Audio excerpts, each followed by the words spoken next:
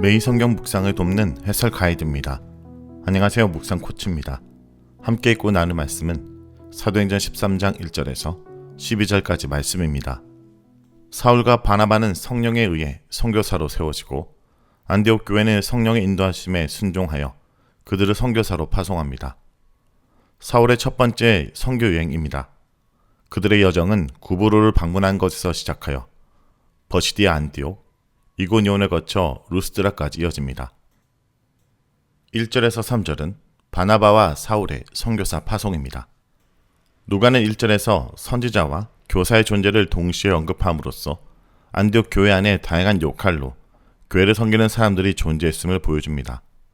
다양한 출신과 서로 다른 기능을 가진 사람들이 함께 모여 예배할 때 성령은 일하셨고 회중은 그 음성을 들을 수 있었습니다. 바울의 부르심도 마찬가지입니다. 하나님이 바울을 선교사로 부르신 이유를 약속의 성취라는 관점에서 설명할 수 있습니다. 그러나 누가의 관심은 왜라는 질문에 답하는 데 있지 않습니다. 누가는 파송하는 교회의 순종과 택함받은 바나바 및 사울의 순종에 초점을 맞춥니다. 교회 예배는 우리가 가진 차이를 넘어 하나의 공동체를 이루는 것에서부터 시작합니다.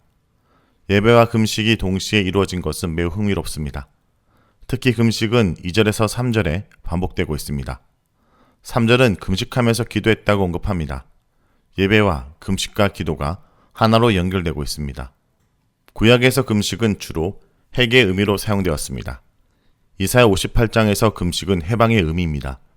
예배와 기도와 금식의 공통점은 자아의 죽음에 있습니다. 하나님의 뜻 앞에 교회에 필요한 것은 자아의 죽음입니다. 지체 안에서 기능은 다양하지만 단 하나의 지배적 기능은 존재하지 않습니다. 출신이 저마다 제각각이지만 또 우월한 출신은 없습니다. 교회는 자아의 죽음을 통해 하나됨을 추구해야 합니다. 이것이 예수님이 제자들에게 명령하신 것이고 그들이 전해야 될 복음이었습니다. 금식과 기도를 통해 교회는 철저히 자신의 편견과 고집을 내려놓고 성령의 음성에 순종하는 법을 배웠습니다. 그런 후에 바나바와 사울을 선교사로 파송하기로 결정합니다. 다음은 4절에서 12절입니다. 4절에서 12절은 구브로에서의 선교 사역입니다. 매우 건강하고 균형 잡힌 선교 모델을 본문에선 보여줍니다. 4절에서 바나바와 바울은 성령의 보내심을 받아 구브로로 향합니다. 그들의 첫 목적지가 왜 구브로였는지는 알 수 없습니다. 9절에서 12절에 비추어 볼 때 복음의 확산을 가로막는 본질적 세력인 사탄과 그 하수인의 영역을 깨트리시려는 성령의 의도가 있었던 것은 분명합니다. 4절은 선교사가 성령의 인도하심을 따라 이루어져야 한다는 것을 분명히 보여줍니다. 또한 유대인 해당을 선교의 전략적 출발점으로 선택하는 바나바, 바울의 모습은 그들의 선교가 결코 즉흥적이거나 무계획적이지 않았음을 보여줍니다. 이런 선교 패턴은 이후 바울의 선교에서 전형적인 전략으로 사용됩니다. 동시에 그들이 마가를 수행원으로 둔 사실 역시 그들의 선교가 체계적으로 이루어졌음을 보여줍니다. 수행원이라는 단어에서 알 수 있듯이 마가는 조력자로서 이 선교 여행에 참여합니다. 적어도 마가에게는 바나바와 사울과는 다른 책임 및 사역이 부여됐을 것이라고 예상할 수 있습니다.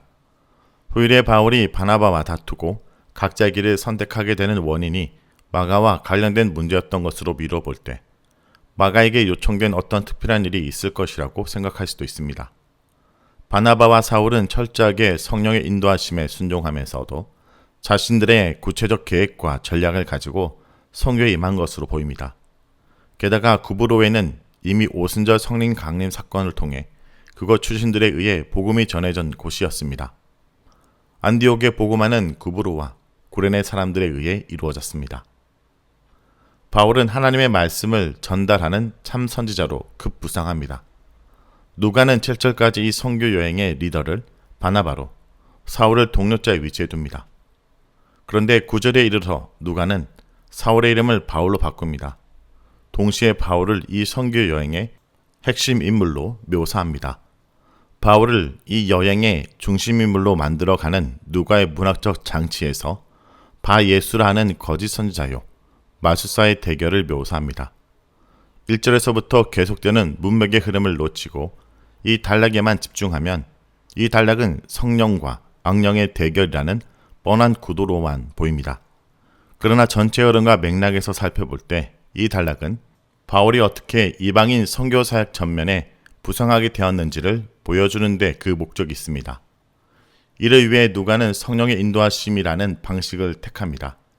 2절에서 사울은 성령에 의해 따로 세우심을 받습니다.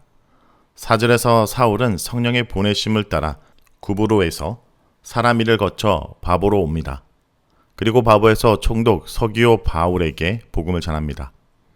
바울은 성령이 충만하여 총독 서기오 바울의 믿음을 방해하려는 거짓 선지자요 마술사인 바예수와 대결합니다. 이 대결은 성령이 충만한 바울의 승리로 끝납니다. 그런데 흥미로운 것은 말씀 선포를 방해하는 것에 대한 바울의 날선 비난에 비해 그 심판이 다소 약해 보인다는 점입니다. 바울은 바예수를 모든 거짓과 악행이 가득한 자요 마귀의 자식이요 모든 의의 원수라고 규정합니다. 그런데 그에 대한 바울의 심판은 얼마 동안만 벌을 받는 것이었습니다. 바예수에게 붙어있는 주술적 악령을 쫓아내는 능력 대결의 의미와는 사뭇 분위기가 다릅니다. 결과적으로 총독 서기오 바울은 믿음을 갖게 됩니다. 그가 바울이 얻게 된 최초의 이방인 핵심자인 셈입니다. 무엇이 총독으로 하여금 믿음을 돌이키게 했을까요? 바울이 행한 기적이 서기오 바울의 핵심에 영향을 미쳤음은 자명합니다. 그러나 바울의 기적은 바울이 선포한 하나님 말씀에 부차적인 도구로 사용되었음을 잊어서는 안 됩니다. 7절은 이미 서기오 바울이 하나님 말씀에 관심을 가지고 있었고 바나바와 사울에게서 그 말씀을 듣기 원했음을 보여줍니다. 아마도 바나바와 사울은 복음을 매우 열심히 그리고 효과적으로 전한 것 같습니다. 그런데 문제가 생겼습니다. 마술사 엘루마였습니다. 그는 총독에게 조언을 하며 생계를 이어가는 사람이었습니다. 총독이 회심하면 더는 생계를 이어가기가 어렵게 됩니다. 그래서 엘루마는 바나바와 사울을 대적하면서 총독이 하나님 말씀을 받아들이지 못하도록 방해한 것입니다. 바울의 능력 행함은 하나님 말씀이 효력 있게 전달되도록 하는데 그 목적이 있습니다. 능력 대결 자체가 목적이 아닙니다. 엘루마에 대한 하나님의 심판이 일시적이었던 것은 하나님이 엘루마 역시 돌이키기를 기대하셨기 때문입니다. 어쩌면 바울은 자신의 어리석은 지난날을 떠올렸을지도 모릅니다. 동시에 엘루마를 향해 눈이 어두워질 것을 선포하면서 자신이 하나님을 만날 때를 생각했는지도 모릅니다. 바울은 하나님의 말씀의 능력을 방해하는 엘루마 역시 하나님 자녀가 될 수 있다는 기대를 포기하지 않았던 것입니다. 성도 여러분, 성령께서 바울에게 충만하게 역사하셔서 마술사의 영적 실체를 분별하게 하시고 영적 소격인 마술사를 육적인 소경이 되게 해달라는 요구를 들어주십니다. 이것을 본 총독은 말씀의 능력에 놀라서 예수님을 영접합니다. 이처럼 성령께서는 이방 선교의 시작과 진행을 때마다 책임져 주셨습니다. 땅끝까지 그 복음이 편만해지는 순간까지 복음을 전하는 우리의 걸음도 인도해 주실 것입니다. 말씀을 놓고 기도하겠습니다. 주님, 오늘도 이 땅에 말씀이 예수 그리스도가 전해지는 곳에 주님의 능력이 드러나게 하여 주옵소서. 그리고 그러한 역사가 일어나는 곳이 타 문화권뿐만 아니라 내가 살아가는 삶의 현장이 바로 그러한 일이 일어날 땅끝이라는 것을 잊지 않게 하여 주시옵소서. 예수님의 이름으로 기도합니다. 아멘.